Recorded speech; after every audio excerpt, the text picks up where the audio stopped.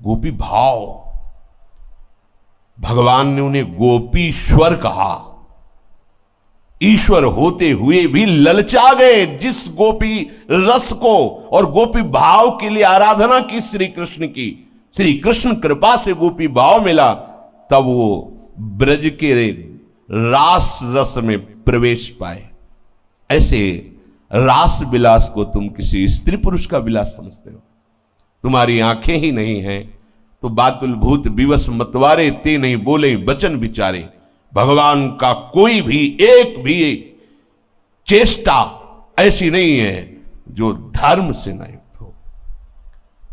साधारण धर्म, असाधारण धर्म, फिर प्रेम धर्म। तुम्हें साधारण धर्म का ज्ञान नहीं तो तुम प्रेम धर्म के विलास का कैसे निर्णय कर सकते हो? जब साधारण धर्म का, एक मनुष्य धर्म का तुम्हें ज्ञान नहीं, और वो मनुष्य धर्म का खेल नहीं हो रहा है। नहीं, मनुष्य धर्म से तो ऊपर शांत भाव की आराधना करने वाला ही उठ जाता है। कांता भाव, ये सबकी समझ में आने वाले भाव नहीं है।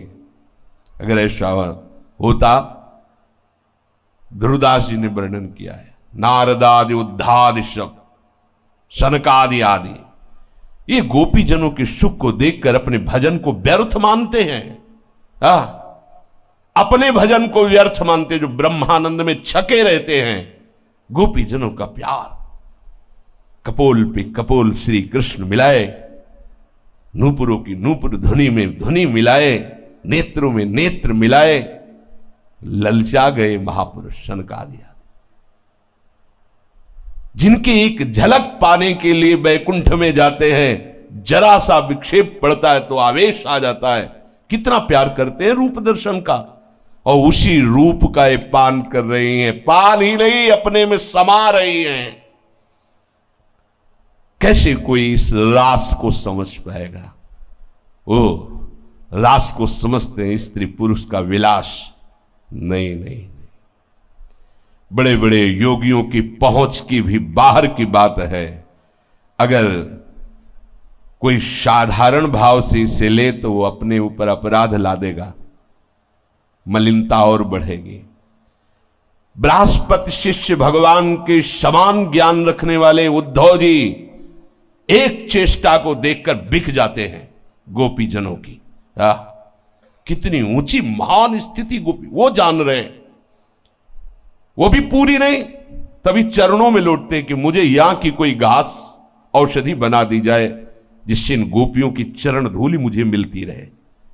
श्री कृष्ण सानिध्य को निरंतर प्राप्त महापुरुष गोपी जनों की भावदशा को देखकर गोपी जनों की चरण धूलि सतत पड़ती रहे, इसलिए यहां ब्रज की वो लता गुल्म औषधि बनना चाहते।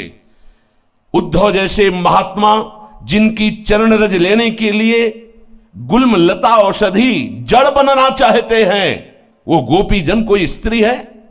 उनका श्री कृष्ण से, जिन श्री कृष्ण का नाम नहीं ले सकते, उन श्री कृष्ण को अपने हृदय से लगाती है। कितनी महिमा है। तुम पुरुष स्त्री देखते हो, तो हमारे प्रभु स्वयं कह रहे हैं, न मे पार्थास्ति कर्तव्यम त्रिषु लोकेषु किंचन नानवाप्तमवाप्तव्यम वर्त एव च कर्मणि। अलग अलग लोकों की 9 किशोरी सुंदरियों ने जब ब्रज गोपियों का ये सुख सुना, क्योंकि भगवान की जो ब्रज लीला तो संपूर्ण लोकों में नारद जैसे बड़े बड़े महात्मा गान करते, बड़े बड़े राजाओं की सभा में, यहां वर्तमान लीला को, उन लीलाओं को सुनकर उन 9 किशोरी सुंदरियों ने सोचा, क्या मुझे भी पति रूप में श्री कृष्ण प्राप्त हो सकते? बड़े बड़े महात्माओं से प्रश्न किया, उनका हां, वो ऐसे नहीं प्राप्त हो सकते कि तुम्हारे पिता जाएं और पाणी ग्रहण के लिए प्रार्थना करें, ऐसे नहीं प्राप्त होंगे। इतनी सामर्थ्य नहीं है किसी में। वो तो भगवान की जो दिव्य सहचारणी शक्तियां हैं वही प्रकट हुई अष्टपट रानियों के रूप में। बड़े बड़े महात्माओं ने, देवर्षि नारद जैसे सब ने बताया कि भगवान का एक आंतरिक स्वभाव हम तुम्हें बताते हैं, कमजोरी। यदि तुम भाव से अंदर विकल हो जाओगी तो वो तुम्हें स्वीकार कर लेंगे। तुम्हारी सामर्थ्य नहीं कि वहां पहुंच करके तुम ऐसा कहो, वो विधान बना देंगे। तो नागलोक की, देवलोक की, गंधर्वलोक की, रसातल, पाताल, तलातल, बड़े बड़े इन लोकांतरों की जो सुंदर सुंदर कन्याएं थी, सबने मन में भावना की कि श्री कृष्ण हमें पति रूप में प्राप्त हो। प्रभु ने उस संकल्प को सिद्ध करने के लिए भौमासुर को प्रेरित किया। उसने उन्हीं सुंदरियों का अपहरण किया। ये श्री कृष्ण के लिए नहीं, पर ये लीला बिहारी हैं, बड़े कौतुकी हैं। 16,100 सब लोक बड़ा बलवान, उन्हीं सुंदरियों का अपहरण करके अपनी जेल में डाला लाके। अब वो तो और विकल हो गई कि हमने तो देवर्षि नारद जी से सुना था कि भगवान को प्रीतम रूप से आराधना करने वाले को भगवान निश्चित प्राप्त होते। ये तो महाबली असुर प्रवृत्ति वाला अपहरण करके अपने महल में कैद कर लिया, अब कुछ भी कर सकता है। क्या मेरा व्रत, मेरा नियम, मेरा तप, मेरा भजन, मेरा चिंतन मेरे प्रभु तक नहीं पहुंचा क्या? पर हम इसे स्पर्श भी नहीं करने देंगे, अपने प्राण त्याग देंगे, पर श्री कृष्ण के सिवा मेरा कोई नहीं। ये आखिरी व्रत की पूर्णता है। प्रभु पधारते हैं, उसका उद्धार करते हैं। जब महल में प्रवेश करते हैं तो जिसका बचपन से चिंतन कर रही थी उस प्रीतम को देखते ही लुट गई। कैसा विधान बनाया, अलग अलग जाके प्रभु को वर्ण नहीं करना पड़ा, उसी से सबको एकत्रित करवा दिया। और अभी तक उसने किसी से संभाषण भी नहीं किया था। प्रभु का संकल्प कौन तोड़ सकता है? सब ने अपनी भाव भरी दृष्टि से, ओ इन्हीं को तो चाहती थी, यही आ गए। सब 16,100 मेरे प्रीतम, मेरे प्राणाधार श्री कृष्ण। प्रभु ने सब की तरफ देखा तो सब प्रभु को कांत भाव से देख रही थी, अपने पति की तरह, अपने परम प्रीतम की तरह। भगवान ने सब की तरफ तुरंत पालकियां मंगाई, सबको द्वारिका। कहां से? उनकी आराधना कहां थी? अलग अलग प्रांतों में, अलग अलग लोकों में। कैसे एकत्रित किया? सबको द्वारिका पहुंच, एक ही घड़ी में, एक ही नक्षत्र मुहूर्त में सबका पाणी ग्रहण किया। सबका पाणी 16,100, वो 8 अष्टपट रानियां थी। नारद जी को बड़ा आश्चर्य हुआ। 2-4 अगर पत्नियां हो तो कैसी दिनचर्या होगी उसकी। और जिसके 16,108, उनकी दिनचर्या कैसी होगी? मतलब कौन से मिनट में किससे मिलते होंगे भगवान? भगवान कहते मेरे लिए कोई कर्तव्य कर, फिर भी मैं सावधानी से जैसा रूप धारण करता हूं वैसे ही कर्तव्य कर्म का पालन करता हूं।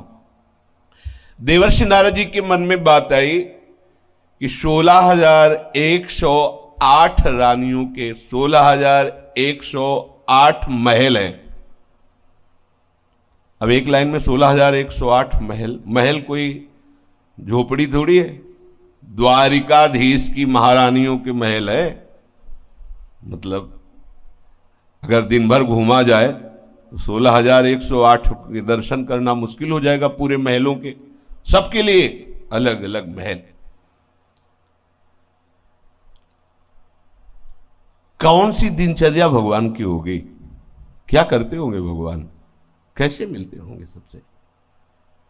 फोन तो था नहीं उस समय कि फोन से बात कर लेते कि भाई देखो ज्यादा विकल मत होना, रविवार के दिन तुम्हारा साल में कितने दिन होते हैं, 300, और ये कितने 16,108, तब कई वर्ष बाद नंबर आएगा मिलने का।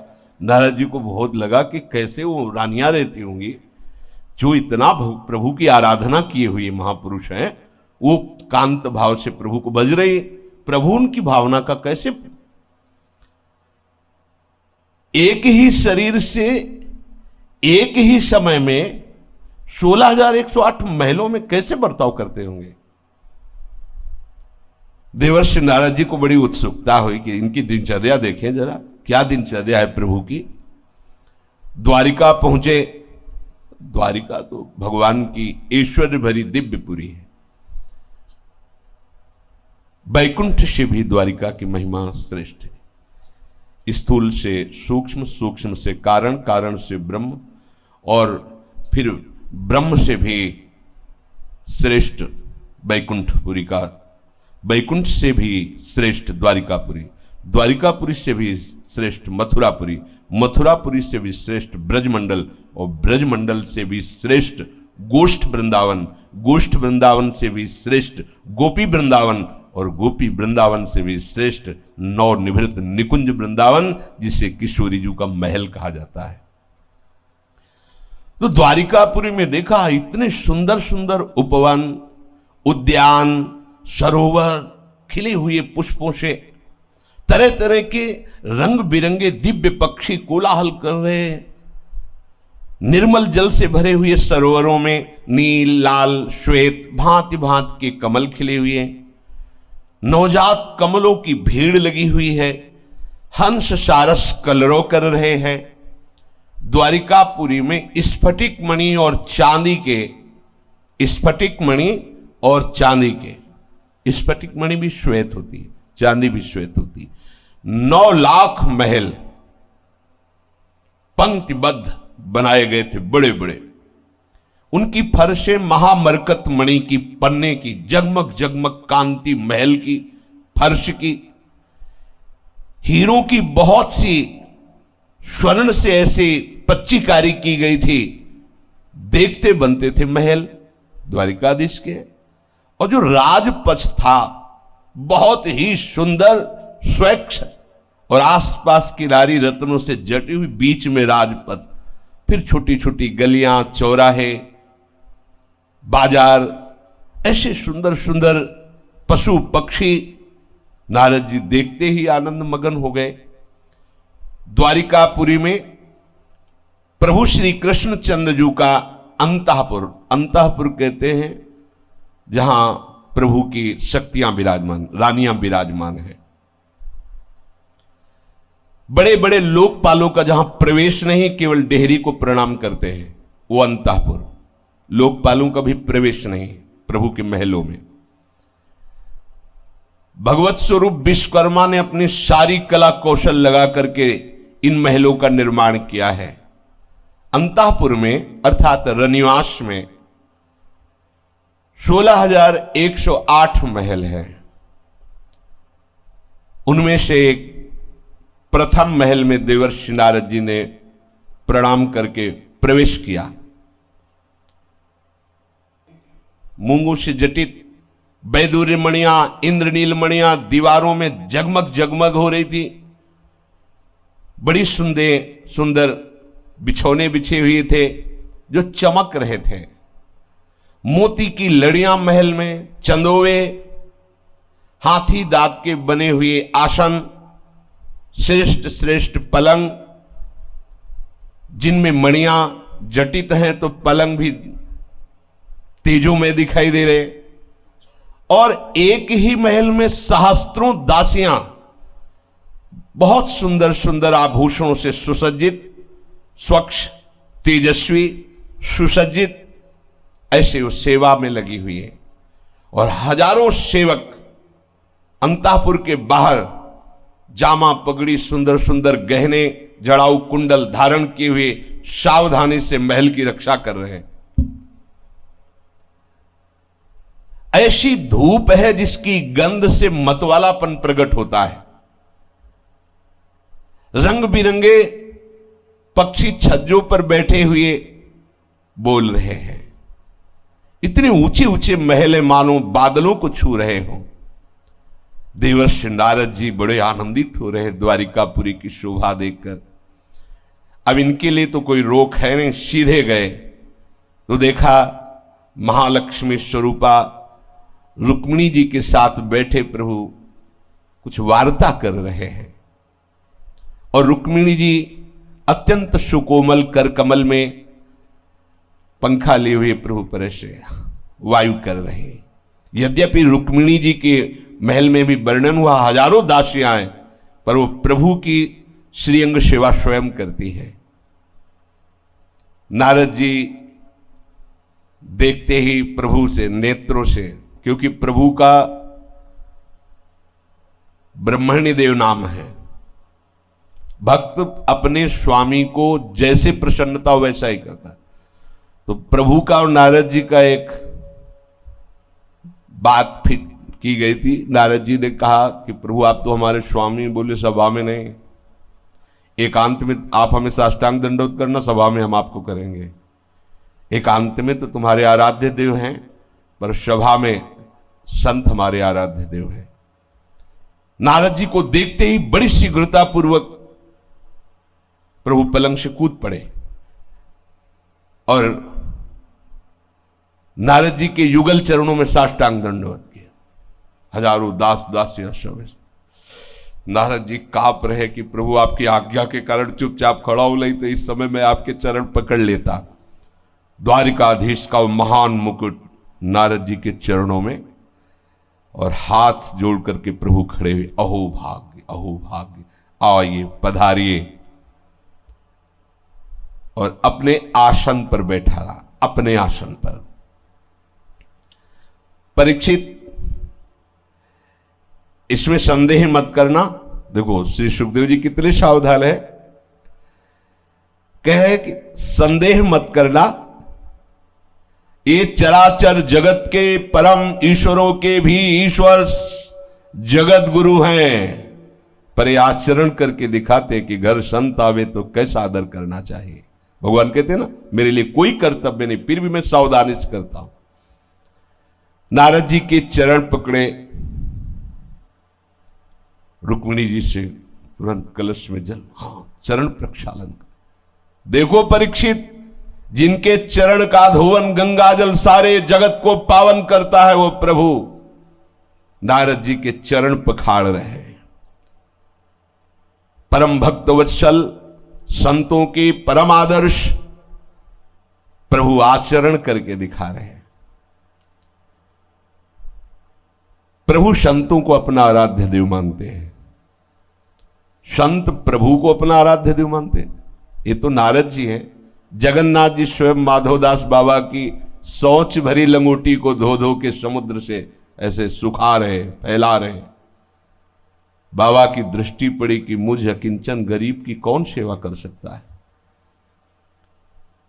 देखा जब अपनी भागवतिक दृष्टि से, तो पीतांबर का फेट कसे हुए स्वयं प्रभु रो पड़े, अरे प्रभु आप इतना गंदा शरीर, इतना प्रभु आप, तुम्हारा और कोई है क्या?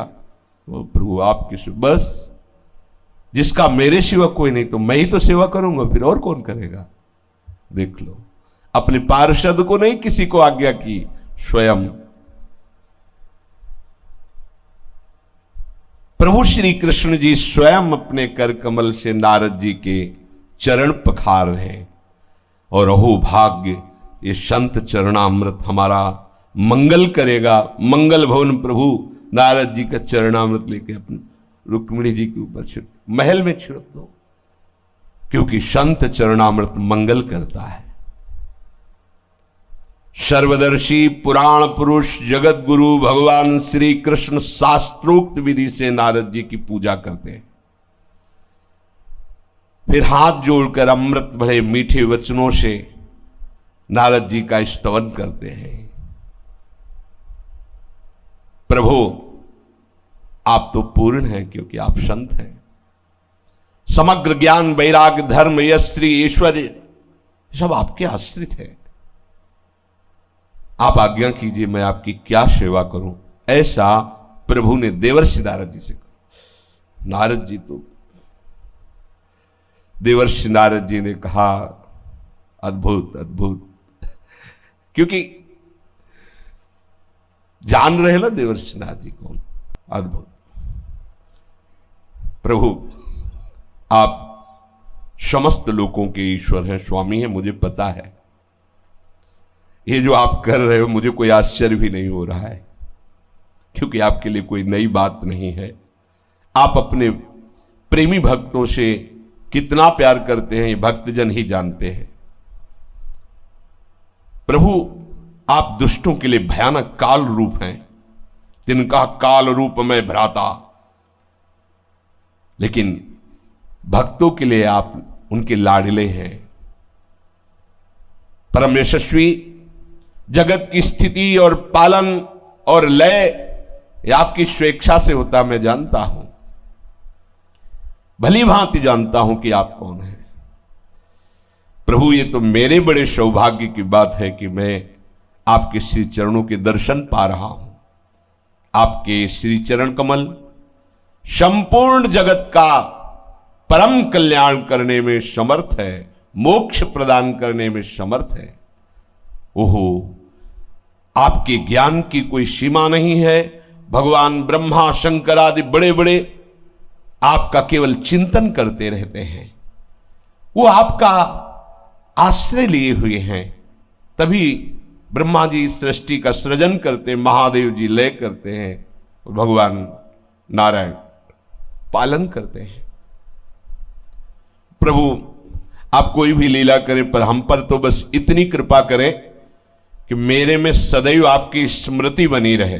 ये खास बात, मैं सदैव आपके स्मरण में मगन रहूं, चाहे जहां रहूं, चाहे जैसे रहूं, बस आप मुझे स्मृति प्रदान कीजिए, या आपकी याद में मैं डूबा रहूं। प्रभु ने नारद जी को भोग पवाया। नारद जी ने कहा अच्छा, बड़ी शीघ्रता से दूसरे महल में पहुंचे। वहां प्रभु अपनी प्राण प्रिया और उद्धव जी के साथ बैठे हुए चौसर खेल रहे थे। जो ही देखा देवर्षि खड़े हो गए, उद्धव जी भी और सत्यभामा जी भी प्रणाम किया। वैसे ही साष्टांगन, आओ आओ। कब आए नारद जी? अभी पीछे पूरा स्वागत सम्मान, बगल वाले महल में नारद जी देख रहे कोई खिड़की तो है, लेकिन कूद के आ गए, बिल्कुल जैसे पहली बार मिले हो। आप यहां कब पधारे? देवर्षि नारद जी द्वारिकापुरी में कब पधारे आप तो परिपूर्ण आप्तकाम महात्मा हैं, हम लोग गृहस्थ हैं, अपूर्ण हैं। आप हम जैसे गृहस्थों पर कृपा करने के लिए घर पधारते हैं, अहो भाग्य। भला हम जैसे गृहस्थ आपकी क्या सेवा कर सकते हैं? नारद जी आश्चर्यचकित हो रहे। भगवत स्वरूप नारद, आज कृतार्थ करने के लिए कोई आज्ञा तो कर दीजिए। मुझ सेवक को अपने श्री चरणों की सेवा का अवसर दीजिए, हमारा जन्म सफल हो जाएगा। नारद जी मंद मंद मुस्कुरा रहे। हाँ, ठीक है। बीणाली भागे वहां से, सोचे एक महल छोड़ के आगे वाले में, वहां अगले महल को छोड़कर अगले महल में गए। वहां देखा प्रभु के जो छोटे छोटे बालक हैं उनके साथ प्रभु खेल रहे हैं। फिर प्रणाम, नारद जी सुन नहीं रहे, प्रणाम नमस्कार। 10 महल छोड़ करके फिर गए तो वहां सेवक जन प्रभु के स्नान की तैयारी कर रहे हैं। प्रभु चौकी पे विराजमान है, प्रभु का अभिषेक हो रहा है, स्नान कराया जा रहा है। सेवक जन प्रभु उसी स्थिति में खड़े होके नारद जी को साष्टांग दंड। नारद जी कुछ नहीं सुने, फिर भागे। ओ अगले महल में गए तो वहां प्रभु हवन कर रहे हैं, जो जो वैदिक क्रियाएं हैं उसके अनुसार पंच महायज्ञों के देवताओं की आराधना कर रहे हैं। नारद जी को आओ, प्रणाम भी नहीं कर दिए, नारद जी भागे, क्योंकि 16,108 है ना। और अगले महल में गए तो वहां प्रभु संतों की पंगत करा रहे हैं, बड़े बड़े तपस्वी ब्राह्मण संत जन, और स्वयं प्रभु परोस रहे। फिर उनका बचा हुआ प्रसाद नारद आओ आओ, नारद जी उनका पंगत में बैठेंगे तो लेट हो जाएगा, आगे भागे।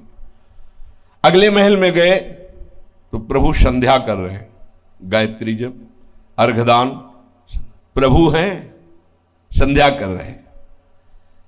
मौन होकर गायत्री जप खड़े हो गए नारद जी, फिर आगे के लिए।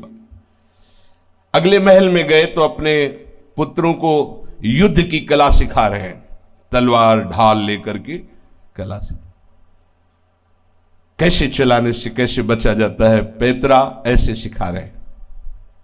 नारद जी एक महल में गए तो देखा प्रभु घोड़े की सवारी करना सिखा रहे हैं। कहीं गए तो देखा प्रभु पलंग पर शयन कर रहे हैं। कहीं गए तो देखा प्रभु सिंहासन पर विराजमान है और उनका स्तवन हो रहा है। कहीं गए तो उद्धव आदि बड़े बड़े मंत्रियों के साथ सलाह हो रही, किसी गंभीर विषय पर परामर्श हो रहा है।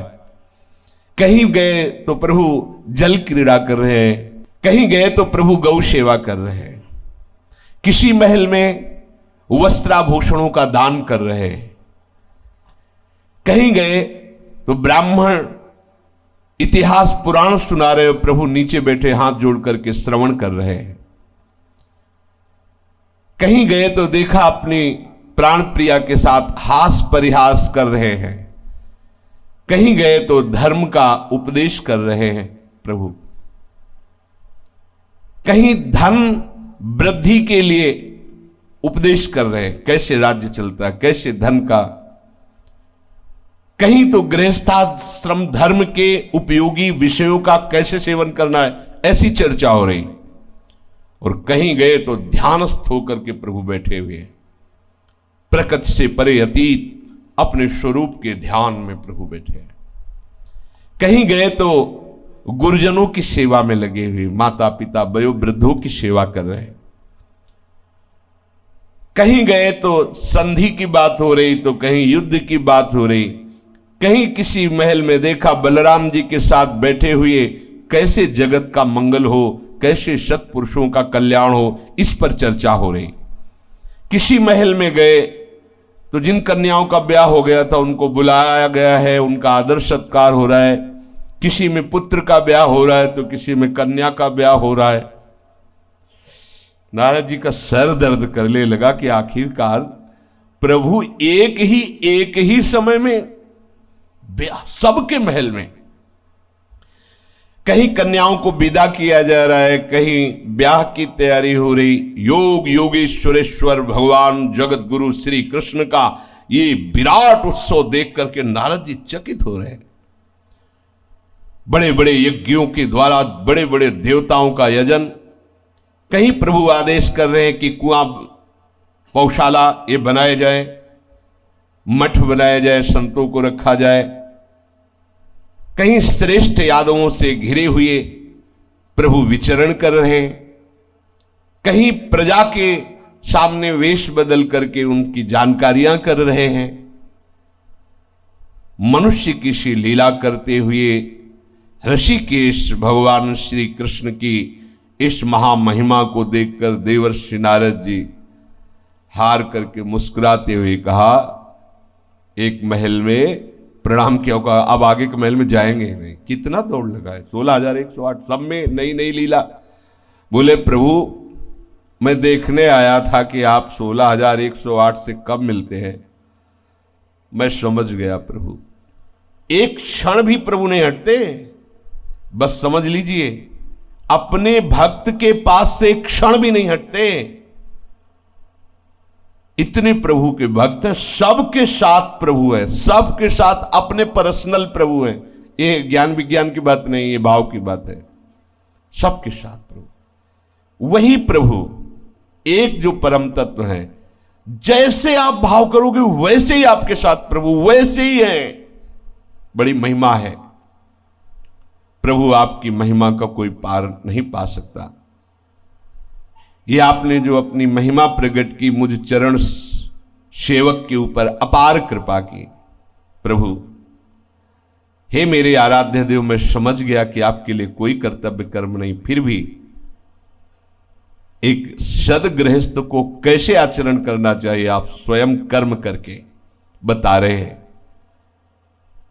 जब नारद जी चरणों पे गिरे तो उनका मेरे प्यारे पुत्र, प्रभु ने कहा, अभी तक जो लीला हुई, अब कह रहे मेरे प्यारे पुत्र वत्स, तुम मेरी इस महायोग माया को देखकर आश्चर्यचकित मत होना, क्योंकि नट की सारी कारीगरी, सारा चमत्कार जमूरे को पता होता है। जाओ, तुम कभी मोहित मत होना मेरी माया से, मैं तुम पर बहुत प्रसन्न हूं, सदैव हमारे स्मरण में मगन रहो।